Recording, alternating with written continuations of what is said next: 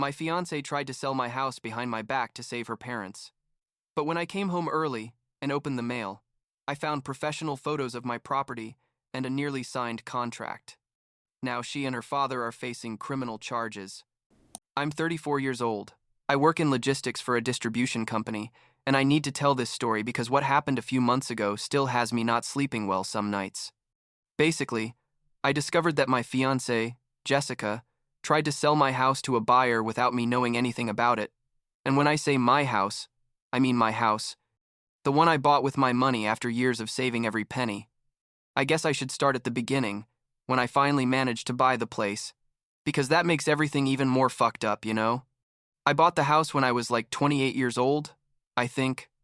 Or maybe I had just turned 29. I'm not totally sure. It was a 3-bedroom house with a decent backyard and a garage. Nothing fancy, but it was mine, you know what I mean? I had worked like a damn dog since I was 18, doing double shifts, living with roommates in shitty apartments, eating instant noodles more times than I'd like to admit, all to save the down payment. My parents couldn't help me with anything. Honestly, because they barely have enough for themselves, so every dollar I spent on that house came from my own sweat. The day I closed on the purchase, I cried in the car. Literally cried, because I couldn't believe I had finally done it. I had been through so many open houses, I had lost so many offers, and finally I had something that was completely mine. The first years in the house were amazing. I mean, quiet, lonely sometimes, but good. I fixed things little by little, painted the rooms, planted some bushes in the yard, simple things that made the place feel more like a home. I worked quite a bit, honestly, because in logistics there's always something to solve, some delayed shipment or some problem with suppliers. But I liked having my space to come back to every night. I'd go out with friends on weekends, see my family occasionally. It was a normal life, basically. I wasn't looking for anything serious at that time. But then I met Jessica at a barbecue organized by a friend of mine from work. I think it was in the summer of 2019, or early 2020, right before everything went crazy with the pandemic. Jessica seemed great at first, like really great. She was fun, social, always had interesting stories about her work in marketing, and there was something about her that just drew me in, you know? We started dating and everything flowed naturally. It wasn't until after about a year of being together that she suggested moving into my house. I was a bit nervous about that, honestly, because I had never lived with someone that way. But I was also excited about the idea. I thought, well, things are going well, we've been together long enough, why not? So she moved in, and at first everything was fine. We shared food and utility expenses, although the house was still mine. Something I made clear from the beginning, not in a bad way, but because I wanted things to be clear. You know what I mean? The relationship kept progressing, and, after another year or so, I proposed to her. I did it in the same backyard of the house, nothing extravagant, just the two of us and some lights I hung between the trees. She said yes, obviously, and we started planning the wedding for the following year. Everything seemed perfect, like really perfect, and I was happy, thinking I had finally found the person I was going to spend the rest of my life with. Looking back, I should have seen the signs, but I guess when you're in love, it's harder to notice the weird things, or maybe you just don't want to notice them. The first real sign was when Jessica's parents started having serious financial problems. Turns out they had been living beyond their means for years, maxed out credit cards, loans they couldn't pay, and now they were facing foreclosure on their own house. Jessica was devastated, honestly, and I felt empathy for her, because seeing your parents in that situation must be horrible. Help financially, like loan them money or something. I told her I was sorry, but I wasn't in a position to do that, because although I had my house, I wasn't swimming in money, you know? I had my own mortgage to pay, my own expenses, and frankly, I didn't know her parents well enough to get involved in their financial affairs. She said she understood, but I noticed something changed after that conversation. Jessica started acting weird, like secretive. She'd put her phone face down when she left it on the table, close her laptop quickly if I walked into the room, go outside to make calls to the patio, and before she always talked on the phone in front of me. I thought, okay, maybe she's stressed about her parents' situation. Maybe she needs space to process everything, so I didn't push too much. She also started receiving strange mail at the house, envelopes from law firms and real estate companies. But when I asked her what it was all about, she'd tell me they were things related to her parents' situation, that she was trying to help them find options. It sounded reasonable at the time, I guess, so I let it go. Then one day, I think it was a Tuesday afternoon, I got home from work earlier than normal because we had finished a big project and my boss let us leave early. I opened the mailbox, like I always do, and found a large package, like a padded envelope, addressed to me. I opened it while walking into the house and almost dropped everything on the floor when I saw what was inside. It was a complete package of documents from a real estate agency, with professional photos of my house, both inside and out, price listings, comparisons with other properties in the area, and a partially completed listing contract. My address was there. The house specifications were there.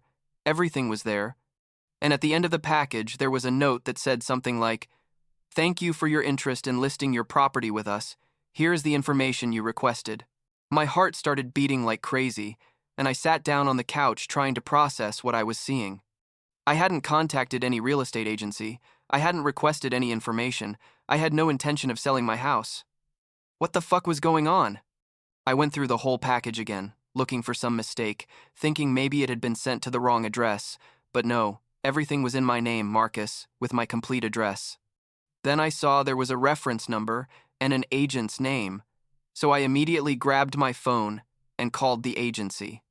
The woman who answered was super nice at first, like very professional, and I explained to her that I had received this package, but that I had never requested to list my house.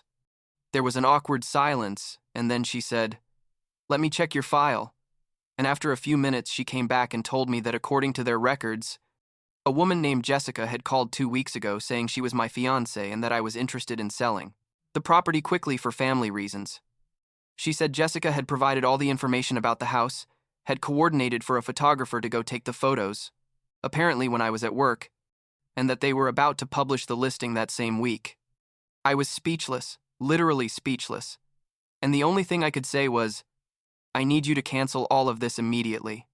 I have no intention of selling and no one has my authorization to do this."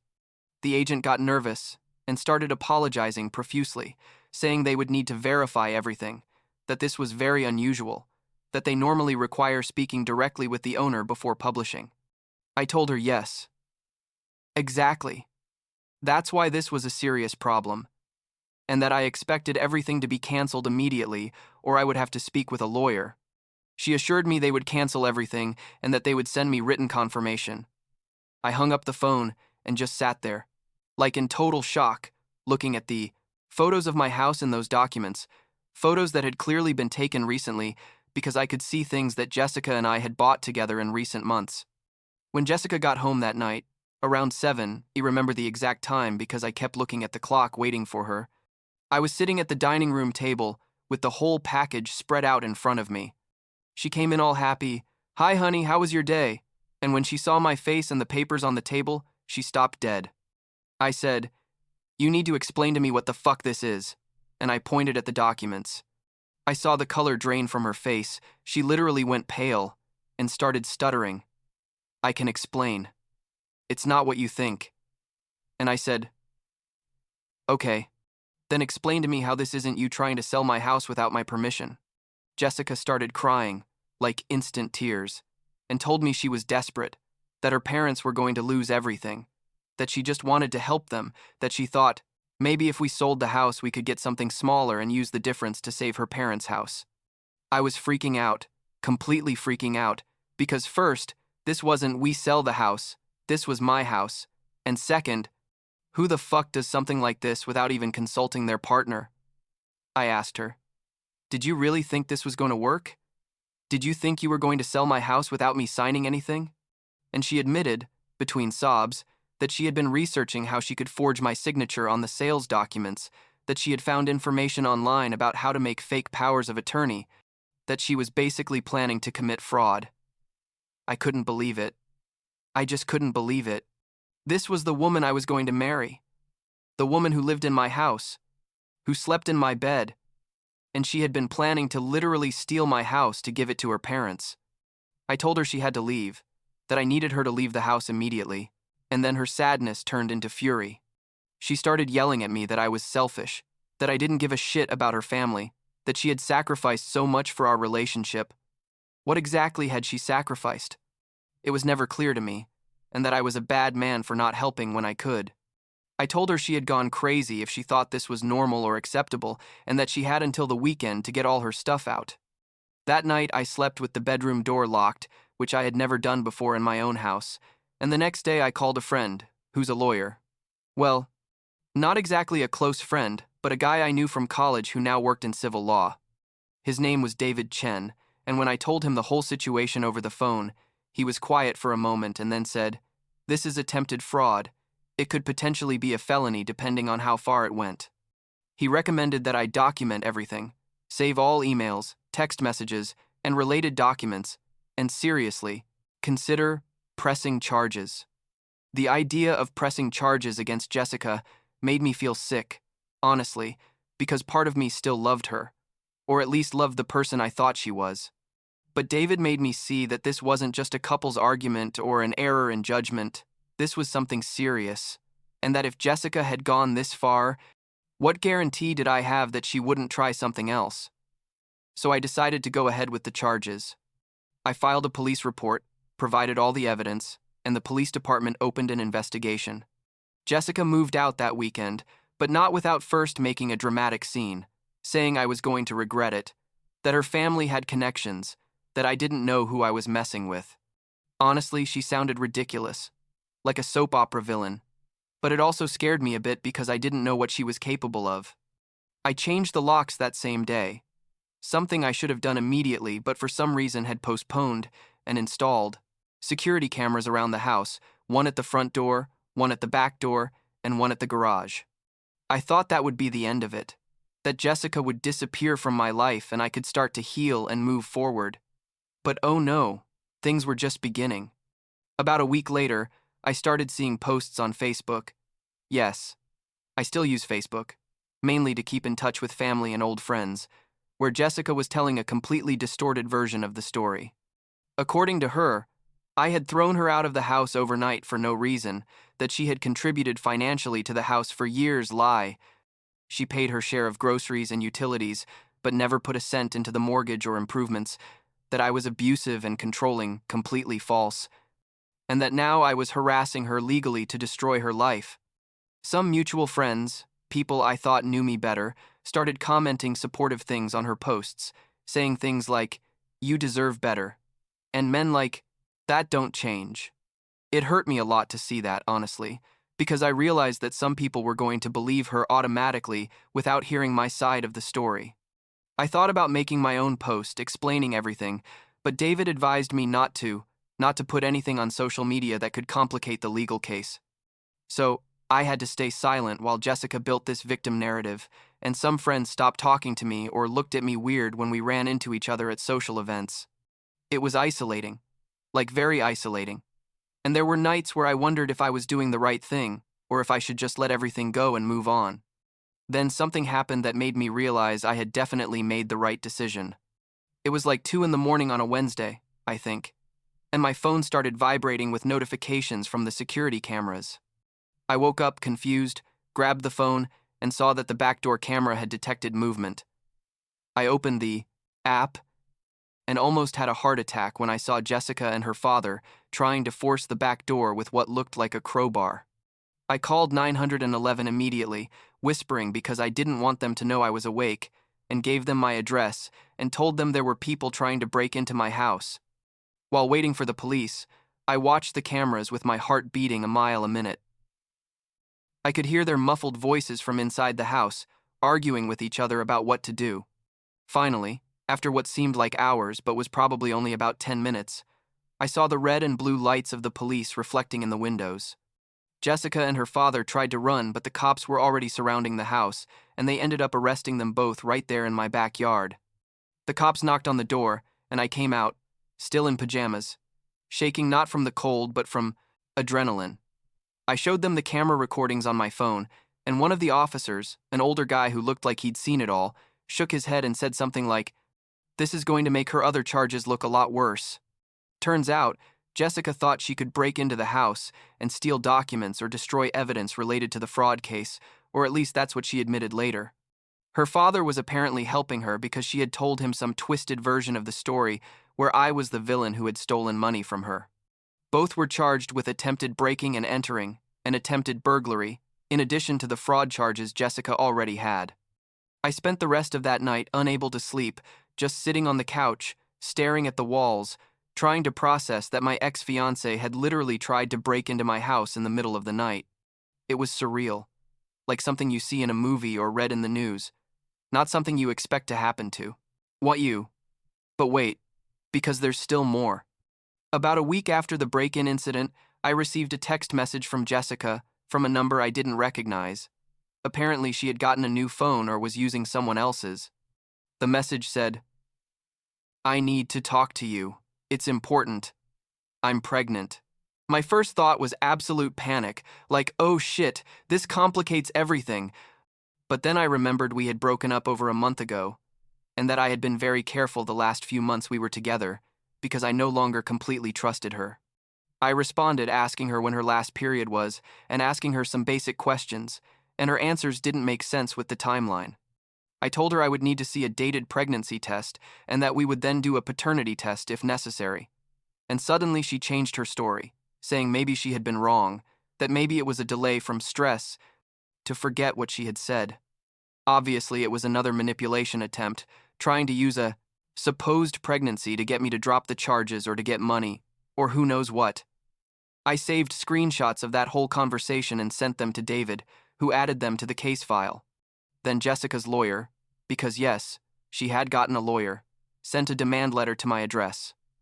The letter was absolutely ridiculous, basically saying I owed Jessica compensation for unrecognized contributions to the property and for emotional distress caused by illegal eviction. It wasn't illegal eviction. She was never on the house contract, and I simply asked her to leave after discovering her fraud.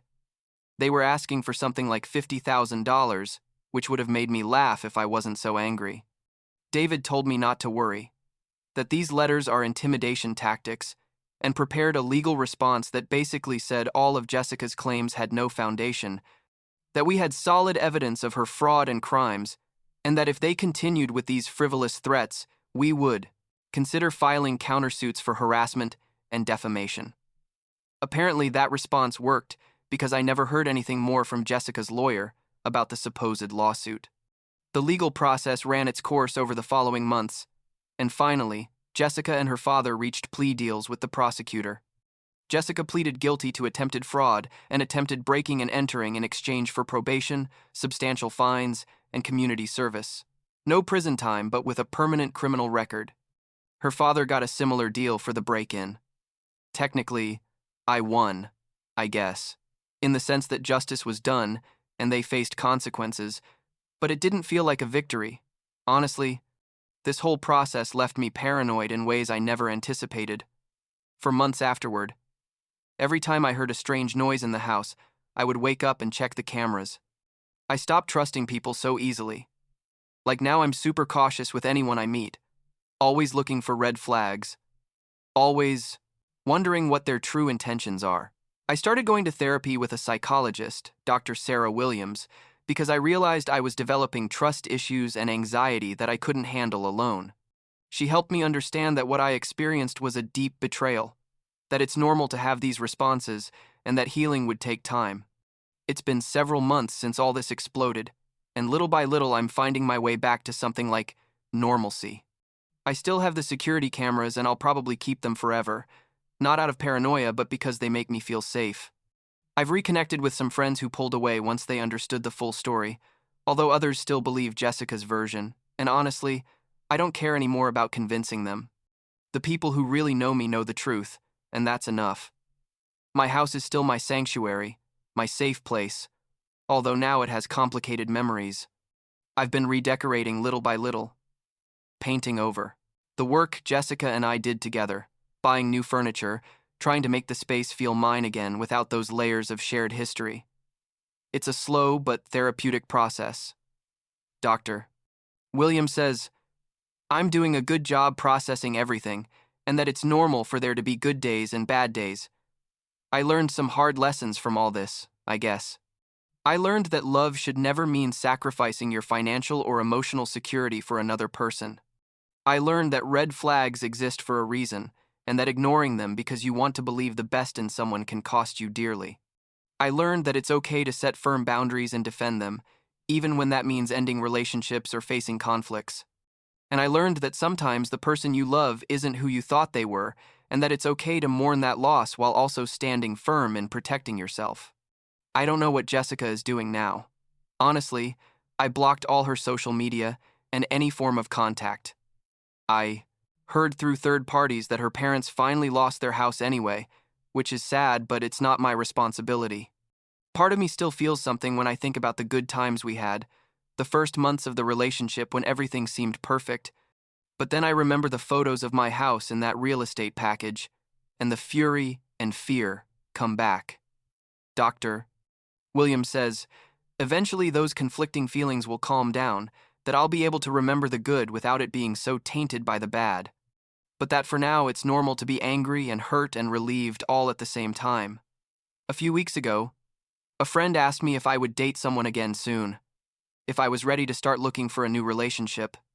I told him honestly that I don't know, that I'm still working on trusting my own judgment about people again, and that maybe I need more time alone. Strengthening my relationship with myself before inviting someone else into my life, and especially into my house. He understood, told me there was no rush, that it was okay to take the time I needed. And he's right. There's no rush.